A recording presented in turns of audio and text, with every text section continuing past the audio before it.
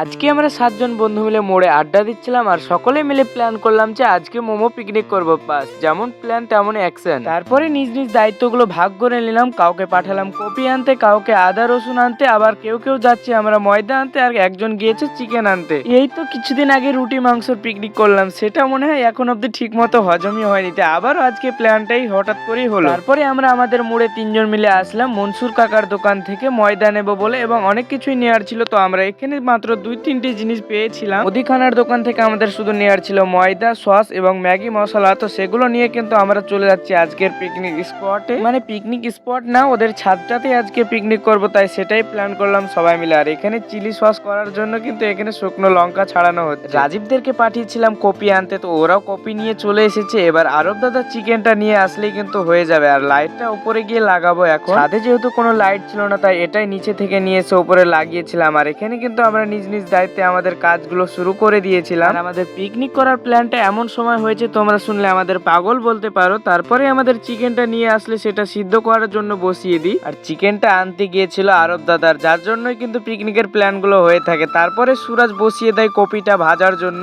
আমি এদিকে সিদ্ধ করা মাংসের পিসগুলোকে ছোট ছোট করছিলাম, কারণ মোমোতে হাড় থাকলে ভালো লাগবে না তাই। তারপরে কিন্তু রান্না করার দায়িত্বটা নিজের ঘাড়ের উপরে নিয়ে নিয়েছিলাম। চিকেন এবং ভেজ দুটোকেই কিন্তু আমি একসঙ্গে মিক্স করে দিয়েছিলাম। সবজির যদি স্বাদ ভালো না হয় তাহলে মোমো কিন্তু ভালো লাগবে না, তাই সেটাকে মনোযোগ দিয়ে আমি করছিলাম। আর এদিকে দেখো ওরা ভাই কি করছে। এরা ভাই সবসময় মজা করতেই ব্যস্ত। তারপরে কিন্তু আমাদের মোমো গুলো তৈরি করতে লাগি। আমি যেহেতু ভাই ফার্স্ট টাইম মোমো তৈরি করছিলাম, তাই আমাকে একটু সুরাজ কিন্তু শিখিয়ে দিচ্ছিল। আর এদিকে আমাদের মোমো কিন্তু আমরা সিদ্ধ করতে বসিয়ে দিয়েছিলাম। আমাদের কাছে যেহেতু বড় জায়গা ছিল না, তাই অল্প অল্প করে বানিয়ে কিন্তু গরম গরম খেতে হচ্ছিল। মোমো হাতে পাওয়ার পর যে ফিলিংটা ছিল সেটা বলে বোঝানো যাবে না। ইকবাল কখন লুকিয়ে ক্যামেরা করেছে আমি নিজেও জানি না। আর সবচেয়ে ভালো জিনিস কি জানো, হঠাৎ করে করা প্ল্যানগুলোই সবচেয়ে বেশি স্মৃতি তৈরি করে, যেমনটা তোমরা আমাদেরকেই দেখতে পারো। এই ছিল ছোট্ট কিন্তু আমাদের একদম সাকসেসফুল মোমো পিকনিক। ভিডিওটি ভালো লেগে থাকলে লাইক করতে ভুলো না। আর আজকের ব্লগটি কেমন লাগলো কমেন্ট করে জানাও। ইউটিউব থেকে দেখলে সাবস্ক্রাইব করে দিও, ফেসবুক ইনস্টা থেকে দেখলে ফলো করো।